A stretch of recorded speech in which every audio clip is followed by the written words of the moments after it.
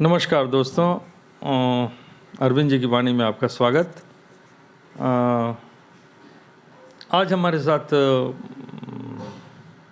लक्ष्मण प्रसाद जी हैं, जो कि एक सामाजिक कार्यकर्ता के रूप में अपने पूरे जीवन को उन्होंने न्यौछावर किया। सामने देखिए, और बचपन से लेकर आज तक के इतिहास में हमने जो नज़दीक से देखा है, ये काफ़ी सामाजिक रहे हैं। दूसरे की मदद हमेशा ही उन्होंने की है, और इतिहास और भूगोल, चूँकि आर्ट्स के सब्जेक्ट रहे थे और अनफॉर्चुनेटली ये सफलता नहीं पा सके। एक अच्छे स्टूडेंट होने के बाद भी यूपीएससी में कई बार इन्होंने ट्राई किया था, बट किस्मत होती है, कुछ समय का फेर होता है।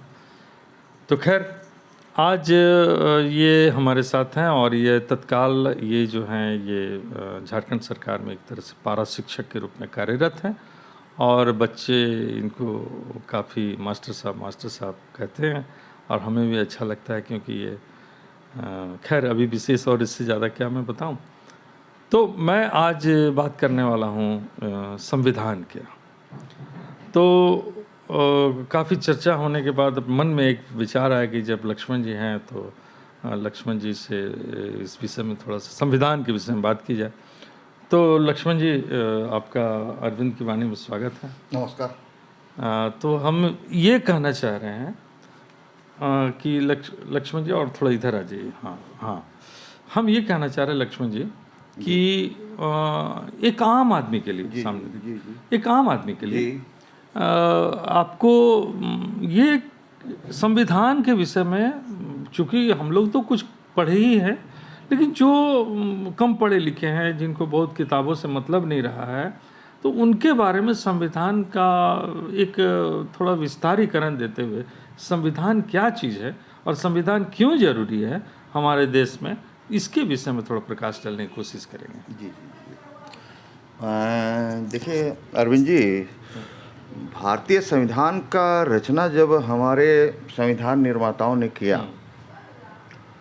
तो ये उसके पहले ब्रिटिश गवर्नमेंट से हमारा सरकार लड़ा, और लड़ने के बाद भारत में एक लोकतांत्रिक संविधान हमारे देश के लोगों ने बनाया।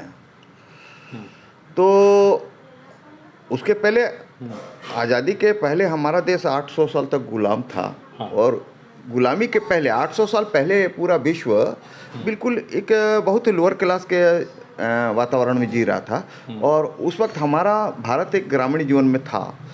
लेकिन जब हमारा देश गुलाम हो गया तो इसका सामाजिक विकास अवरुद्ध हो गया, और फिर हमारा देश वहीं जो शासक थे, विदेशी शासक थे या कोई जो भी शासक थे, राजतंत्रात्मक मानसिकता और सामंती मानसिकता के जो शासक थे, उस समाज को दबा के रखा, उसका भलाई और उसका कल्याण का थोड़ा भी नहीं सोचा। और इसी बीच पूरा विश्व, दुनिया राजतंत्र से संघर्ष किया और प्रजातंत्र का स्थापना किया, और न्याय, जो प्रजातंत्र का मूल जो गुण है, स्वतंत्रता, समानता, बंधुत्व और न्याय, उसको स्थापित किया। तो पुराना सामंती और राजतंत्रात्मक मानसिकता वाले लोगों से, राजाओं से लड़कर प्रजा लड़ा, और वहाँ राजतंत्र स्थापित किए, प्रजातंत्र स्थापित किया, और प्रजातांत्रिक संविधान बनाया। हमारे अम्बेडकर जी का तो हमारे देश में भी वैसा ही हुआ। हमारे देश में भी जब ब्रिटिश आया, यहाँ पर शिक्षा लाया, और शिक्षा लाने के बाद हमारे देश के लोग जो आधुनिक, एक मिनट लक्ष्मण जी, मैं ये रुकूंगा। तो ये ब्रिटिश ने शिक्षा के प्रति लोगों में जो, और राजा वगैरह जो थे, तो उसके विषय में थोड़ा सा बताते हैं ना। बिल्कुल। हाँ, वही चीज़, वह बुनियाद है। देखिए, जब उस वक्त यूरोप में जब ईस्ट इंडिया कंपनी भारत में आया, और यहाँ का साम्राज्य 1757 से लेकर 1857 तक पूरा जब भारत में अपना शासन काबिज कर लिया, और जब ये तो इतने वो जो यहाँ व्यवस्था लागू किया, वो उसके लिए दक्ष और कुशल और शिक्षित कर्मचारियों की जरूरत थी। तो वहाँ शिक्षा लाना वो बहुत जरूरी समझा, जो उसके कर्मचारी हों। अच्छा, मतलब बिल्कुल अंग्रेजों ने शिक्षा दी, बिल्कुल, जो जिस पैटर्न को वो यहाँ भारत में स्थापित किया, वो पैटर्न आधुनिक पैटर्न था, जो शिक्षित पैटर्न था, प्रजातांत्रिक पैटर्न था। उस पैटर्न को फॉलो करने वाले या जो उसको क्रियान्वित करने वाले कर्मचारी भी तो शिक्षित होना चाहिए था। तो वो शिक्षा था नहीं। तो जो इम्प्लीमेंट करने वाले लोग शिक्षित हों, प्रजातांत्रिक सोच हो, इतिहास, भूगोल, समाजशास्त्र, राजनीति शास्त्र, फिजिक्स, केमिस्ट्री, भौतिक शास्त्र का ज्ञान हो जिनको, वैसे दक्ष प्रशासक, कुशल लोग कर्मचारी बनाने के लिए वो यहाँ आधुनिक शिक्षा भी लाया।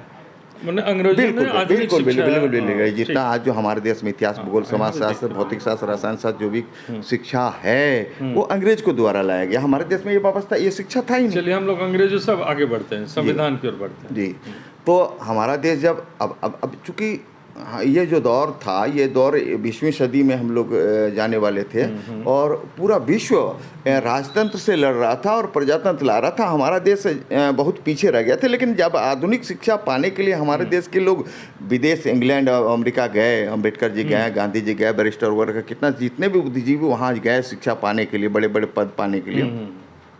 वहाँ का जो प्रजातांत्रिक व्यवस्था देखकर ये लोग के मन में आया कि भारत में भी ऐसा व्यवस्था, प्रजातांत्रिक व्यवस्था बनाया जाए, वहाँ भी शिक्षा लाया जाए, वहाँ भी आधुनिक समाज बनाया जाए कि ये लोग आधुनिक बन पाए। जी बिल्कुल, मनुष्य बन पाए। प्राचीन काल से उठकर हम आधुनिक काल में आ पाए और बिल्कुल सुख शांति को प्राप्त कर सकते हैं, मनुष्य जहाँ बन पाए। तो इसलिए वहाँ पर आकर भारत में भी वो लोग आज़ादी के लिए लड़ाई लड़ा और आज़ादी पाया और भारत में भी लोकतंत्र स्थापित। ये तो लक्ष्मण जी आप जो कह रहे हैं हम मान रहे हैं, लेकिन हम लोग आज विषय जो पकड़े हैं वो संविधान का, ये तो उस पर हम लोग आने की बिल्कुल बिल्कुल थोड़ा सा बुनियाद बता देना जरूरी है। ये भी जरूरी है, किस परिस्थिति बना और संविधान क्या है। हम अभी जाने की राजतंत्र था, तो राजतंत्र में राजा की मर्जी था, तो राजतंत्र से प्रजातांत्रिक संविधान हमारे देश में बनाया गया। हालांकि हमारा देश 800 साल पहले 1192 से लेकर 1947 तक, मैंने 1857 तक, क्या 1947 तक ब्रिटिश का भी था, गुलामी था।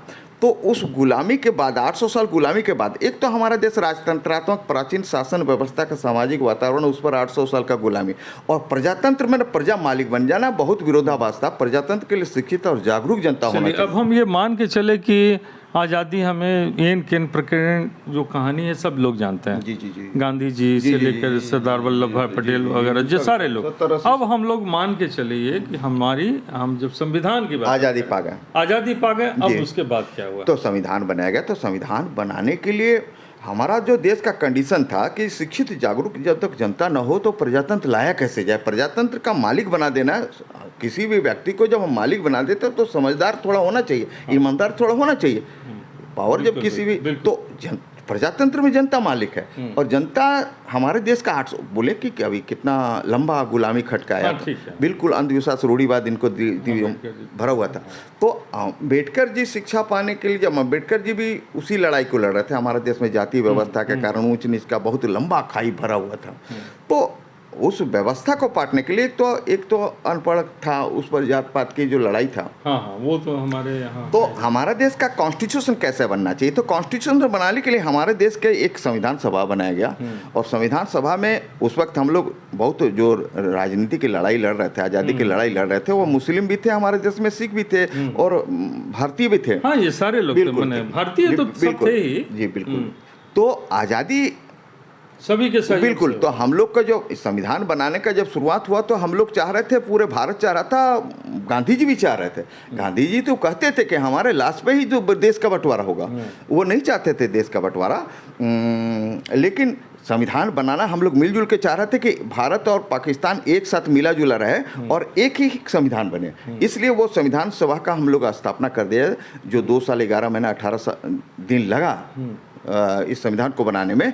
तो वो जो मुस्लिम लीग और भारतीय राष्ट्रीय कांग्रेस मिलजुल कर एक संविधान बनाने लगा। लेकिन बीच में ही पाकिस्तान अलग हो गया, तो फिर पाकिस्तान के जो प्रतिनिधि थे संविधान सभा के, वो लोग अलग हो गए। तो फिर हमारा देश में लगभग 296 जो भारतीय राष्ट्रीय कांग्रेस के लोग थे, यही लोग संविधान बनाना का अंत तक यही लोग बनाने में लगे रहे और भारतीय संविधान बना। वही जो प्रजातांत्रिक था, प्रजातांत्रिक स्वतंत्रता, समानता, बंधुत्व और न्याय पर बिल्कुल। इसको एक बार और थोड़ा अच्छी तरीके से संविधान में जो बातें बोले आप, इसको रिपीट कीजिए। बिल्कुल। लोकतांत्रिक संविधान जो बनाया गया, तो लोकतंत्र का मूल उद्देश्य है स्वतंत्रता, समानता, बंधुत्व और न्याय।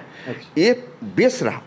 और हमारा देश का संविधान, चूंकि यहाँ इतने तरह की विभिन्नताएं, मतलब संविधान का आधार यह है। बिल्कुल। प्रजातंत्र, हमारा देश का जो संविधान हुआ वो लोकतंत्र और प्रजातंत्र के दिशा निर्देश और दिशा पर आधारित है, वो बेस है। तो लोकतंत्र कहता है स्वतंत्रता पहला चीज है कि हर व्यक्ति स्वतंत्र, 18 साल से ऊपर जो है वो स्वतंत्र है। वो किस धर्म को मानेगा, किस जात को मानेगा, किस परिस्थिति को मानेगा, कैसा जिएगा, लेकिन मर्यादित जीवन जिएगा, एक मनुष्य की जीवन जिएगा, दूसरे को कोई हानि ना हो, तो अपना जीवन जीने के लिए स्वतंत्र है। ठीक है। ये स्वतंत्रता हुआ। और समानता, समानता माने जात धर्म लिंग वंश के आधार पर कोई ऊंच नीच भेदभाव छोटा बड़ा नहीं हुआ है। हर मनुष्य एक समान है, तो स्वतंत्रता होना चाहिए बिल्कुल। और बंधुत्व होना चाहिए। हमारे देश के जो भी लोग, हिंदू मुस्लिम सिख ईसाई बड़ा छोटा जो भी हो, उसमें आपस में एक बंधुत्व का निष्ठा होना चाहिए। हम एक देश के लोग हैं तो एक भेदभाव नहीं, ईर्ष्या द्वेष भेदभाव, बंधुत्व मुख्य है जी भाई। प्रजातंत्र का मूल सिद्धांत है बंधुत्व, जिसको भ्रातृत्व भी बोलते हैं, और बंधुत्व भी होना चाहिए। और न्याय जो अंतिम है प्रजातंत्र का मूल उद्देश्य, न्याय, अन्याय नहीं, अन्याय नहीं, ना वर्ग के आधार पर, ना जाति के आधार पर, ना किसी व्यक्ति के आधार पर, अन्याय नहीं। यानी कि सब लोगों को एक समान माना गया है। जैसे न्यायालय में न्याय भी मिले तो सबको एक जैसा हमारा न्यायालय का जो पैटर्न है वो बिल्कुल न्याय है, न्याय पर आधारित है। व्यक्ति और जात धर्म क्षेत्र भाषा का कोई भेदभाव नहीं है, न्याय मिलना चाहिए। तो उसी चीज को स्थापित करने के लिए हमारा संविधान बनाया। और चूंकि सामाजिक व्यवस्था हमारा बहुत अलग था, हाँ, बिल्कुल विश्व में बल्कि एकदम यूनिक है, बिल्कुल कि और कहीं है नहीं, और खासकर जातीय व्यवस्था के अनुसार इतना ज़्यादा डाइवर्सिटी हमारे देश में है, विभिन्नता, इतना ज़्यादा विभिन्नता है, और पिछड़ापन भी है। हाँ, ये बात भी सच है। तो ऐसे समाज में एक राष्ट्र का भावना कैसे लाए? प्रजातंत्र में एक राष्ट्र का भावना, राष्ट्र की भावना होनी चाहिए, राष्ट्रीयता जिसको कहते हैं, वो राष्ट्रीय भावना जब तक नहीं होगा तो, चूंकि प्रजा है, मालिक बन गया है, जब देश को संभालेगा। राजा को बोला भाई राजा तुम हटो, तुम देश में शोषक थे, सामंती मानसिकता था, तुम अपने हित में काम करते थे, प्रजा को अवहेलना करते थे, तो हम प्रजा मालिक बने, अब हम देश को चलाएंगे। तो एक जिम्मेवारी लिए जनता, और तब उस जिम्मेवारी को लेकर जब जिम्मेवारी लिए तो उसका कर्तव्य भी बहुत बढ़ गया। बिल्कुल जी, सामाजिक क्षेत्र, धार्मिक क्षेत्र में, राजनीतिक क्षेत्र में जो भी गड़बड़ी है, गलतियां हैं देश के अंदर, उसको सचेत और जागरूक जनता चाहिए था। कि अगर सपोज कीजिए कि अगर अश्लील गाना भी अगर रोड में बज रहा है तो जनता को बोलना होगा कि अश्लील बच्चा जो हमारा बच्चा, हमारा समाज के लोग सुन रहा गाना, तो इस गाने को सुनकर उसके ऊपर क्या प्रभाव पड़ रहा, तो ये गलत है सामाजिक रूप से, तो ये इसको बंद करना चाहिए। तो इस तरह सामाजिक क्षेत्र में, धार्मिक क्षेत्र में, राजनीतिक क्षेत्र में जो भी गलत हो रहा है, जिसका समाज के ऊपर जिसका बुरा प्रभाव पड़ रहा है, अंधविश्वास, रूढ़िवाद उससे फैल रहा है, उसमें उसके सुख शांति प्रगति में खलल बढ़ रहा है, तो वैसा कोई व्यवस्था अगर हो, कोई ऐसा बात हो रहा, तो उसका विरोध करने की क्षमता हमारे देश के नागरिकों में हो। तो लक्ष्मण जी, एक चीज़, जब सारी बातें हो, मैंने आप तो विस्तार से लगभग आपने बताई, जरा सा हम बहुत, चूँकि समय भी हो रहा है, तो हम बहुत चाहेंगे कि 1 से 1.5 मिनट में आप थोड़ा सा, हालांकि विषय तो 1-1.5 मिनट का है नहीं, लेकिन अंबेडकर जी की भूमिका इस संविधान को लेकर के क्या है, और इस पर लोगों को बहुत कन्फ्यूजन्स है, तो उनका जो देन है संविधान पर, वो थोड़ा कम समय में संभव हो तो बताएं। सही बात कहें अरविंद जी, कि अगर अंबेडकर जी नहीं होते तो हमारा देश का संविधान इतना लोकतांत्रिक नहीं बना होता। क्योंकि जो भी, अगर देखिए हमारे देश में 2 वर्ग हमेशा सदियों से रहा, जो एक पूर्व राजतंत्रात्मक व्यवस्था में जो वहाँ जो लोग व्यवस्थापक थे, यानी कि एक तरह से आप सामंतवाद कहिए, सामंत या राजतंत्रात्मक के जो भी व्यवस्थापक थे, वही प्रजातंत्र में भी जब आ जाएंगे और यहाँ का व्यवस्था सत्ता उनके हाथ में भी आ जाएगा, तो मेंटेलिटी बदलेगा नहीं ना।